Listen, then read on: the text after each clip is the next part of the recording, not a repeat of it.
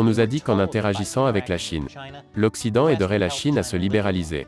Mais au lieu de cela, la Chine a rendu l'Occident plus autoritaire.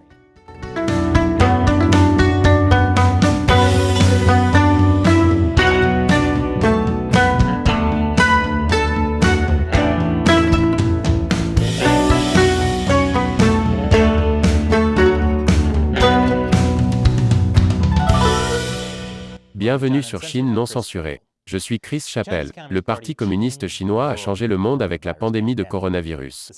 Le virus du PCC, comme je l'appelle. L'une des façons d'y parvenir a été de recommander des politiques de confinement brutales et autoritaires. Des choses comme rassembler les gens et les mettre dans des camps de quarantaine. Ou encore, isoler des provinces entières. Le Parti communiste a justifié ces pratiques totalitaires en montrant les faibles chiffres du Covid. Et les médias occidentaux l'ont cru jusqu'à la moelle. Le New York Times dit « Les tactiques de la Chine ont été très efficaces ». CNN déclare « À ce jour, l'approche rigoureuse a été efficace. La Chine a enregistré beaucoup moins de cas de Covid-19 que de nombreux autres pays pendant la pandémie. Et elle a été la seule économie importante à connaître une croissance importante en 2020. Une des principales raisons pour lesquelles la Chine a enregistré moins de cas de Covid que les autres pays est que la Chine truque ses données. Même les chercheurs chinois disent que les chiffres sont faux. Quant au fait que la Chine soit la seule grande économie à connaître une croissance en 2020, j'ai une nouvelle pour vous. Il falsifie aussi les données du PIB. Même un haut fonctionnaire chinois a admis un jour que les chiffres du PIB sont fabriqués par la main de l'homme et ne sont pas fiables. Mais si vous regardez les fausses données de la Chine, vous verrez qu'ils ont l'air de se porter à merveille pendant le Covid. Maintenant, je ne dis pas que la Chine a le même niveau de Covid que les autres pays. Ils ont moins de cas. Pas aussi peu qu'ils le prétendent, mais moins que beaucoup d'autres pays. C'est parce qu'ils confinent des villes entières et limitent les mouvements des gens tout le temps. Mais cela signifie aussi qu'ils ne peuvent jamais rouvrir leurs portes, sans être frappés par une vague massive du virus du PCC. C'est un énorme problème. Et pourtant, les mensonges de la Chine ont convaincu le monde que l'autoritarisme était en fait la meilleure solution au Covid. Ce qui est fou, c'est que les confinements massifs sont le contraire de ce que la communauté scientifique disait avant la propagation du Covid. Dans le contexte d'un scénario de pandémie mondiale, une équipe de l'OMS a déclaré en 2019 que la quarantaine à domicile à grande échelle n'était pas recommandée.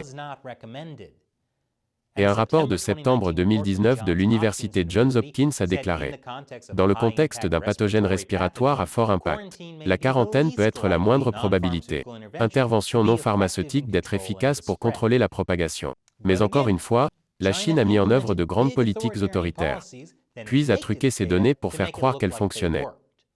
Les médias occidentaux y ont cru, tout comme les politiciens occidentaux, dont certains ont placé leurs citoyens en confinement total ou partiel, de façon intermittente, au cours des 2 dernières années. Dans de nombreux cas, les politiques autoritaires occidentales sont allées au-delà du simple confinement.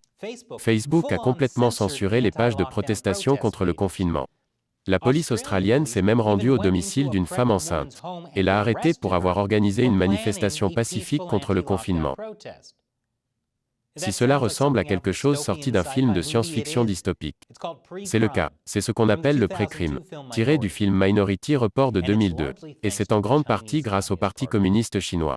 Leurs politiques ont influencé celles de l'Occident. Et cela a érodé la démocratie dans le monde. Déjà, moins de la moitié du monde vit sous la démocratie. Ce rapport de l'économiste Intelligence Unie, dont le siège est à Londres, met en lumière les défis continus que doit relever la démocratie dans le monde.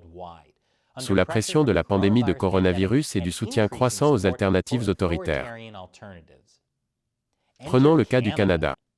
Pour la première fois dans l'histoire de ce rapport, le Canada est sorti du classement des 10 démocraties les plus stables du monde. Le rapport cite des niveaux extrêmement bas de confiance du public dans les partis politiques et les institutions gouvernementales. Cela s'explique en grande partie par la frustration des citoyens à l'égard des dirigeants gouvernementaux, qui ont continué à rétablir les restrictions liées à la pandémie après les avoir supprimées à l'été 2020. Ce n'est pas que les Canadiens soient en colère contre leur gouvernement qui les protège. C'est qu'un nombre important de Canadiens ne croient pas que les confinements à long terme soient efficaces pour arrêter le Covid. D'un autre côté, il y a aussi des gens qui appuient fermement les mesures de confinement, même si cela signifie des politiques gouvernementales musclées. Le rapport dit également qu'un plus grand nombre de Canadiens appuient maintenant davantage les solutions de rechange non démocratiques, comme les règles établies par les experts ou les militaires. Tout cela est particulièrement inquiétant à la lumière de la façon dont le Premier ministre canadien Justin Trudeau a traité le récent convoi de camionneurs, qui est une protestation contre les restrictions et les mandats relatifs au coronavirus. En réponse aux protestations, qui ont été presque entièrement pacifiques, Trudeau a invoqué la loi relative aux situations d'urgence. Ces pouvoirs d'urgence autorisent même les banques canadiennes à geler les comptes soupçonnés de financer les manifestants, sans ordonnance du tribunal. C'est ce qu'a fait la deuxième plus grande banque du Canada, qui a gelé des comptes d'une valeur de plus d'1 million de dollars de soutien aux manifestants. Et le radiodiffuseur public canadien a utilisé des données illégalement piratées pour identifier les personnes qui ont fait des dons au convoi de camionneurs. Et franchement, il n'est pas si surprenant que le Canada ait mis en œuvre le genre de politiques autoritaires que l'on voit normalement en Chine. Depuis longtemps, les autorités chinoises exportent leur autoritarisme à l'étranger, en infiltrant les institutions démocratiques au Canada et ailleurs. C'est ce qui ressort d'un témoignage d'experts devant le Parlement canadien l'année dernière. Le Parti communiste chinois dépense même environ 10 milliards de dollars par an pour des tactiques dites de soft power, par lesquelles il cherche à influencer l'opinion publique, par le biais de l'enseignement et d'autres moyens. Et si les gouvernements occidentaux continuent à s'inspirer des politiques du Parti communiste chinois, les choses ne vont pas devenir plus démocratiques. Et pour remercier mes téléspectateurs qui ne soutiennent pas le Parti communiste chinois, en particulier, ceux d'entre vous qui soutiennent la Chine non censurée, par le biais du site de financement participatif Patreon, je vais répondre à l'une de vos questions. John Cherezna a dit, pourtant, la Chine fait partie du Conseil des droits de l'homme à l'ONU. Cela ne s'invente pas. Oui, malheureusement, c'est vrai. Une autre façon pour la Chine d'éroder les libertés de l'Occident.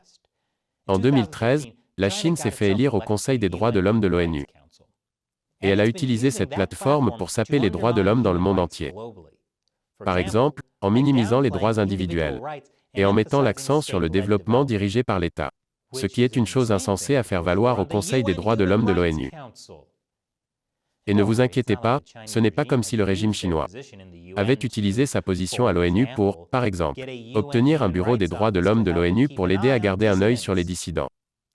Et pour s'assurer que personne ne se plaint des horribles abus de la Chine.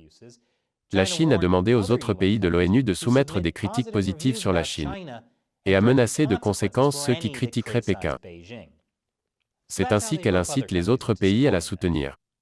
Le régime chinois a une stratégie à plusieurs volets pour devenir une superpuissance et influencer d'autres pays pour qu'ils abandonnent leur démocratie et deviennent plus autoritaires est un bon début. Merci pour votre commentaire, John, et merci à tous ceux qui soutiennent la Chine non censurée via Patreon. Si vous n'êtes pas encore inscrit, rendez-vous sur patreon.com/ChineUncensored pour découvrir comment vous pouvez nous aider à réaliser des vidéos comme celle-ci en versant seulement $1 par épisode. Je suis Chris Chappell. À la prochaine fois.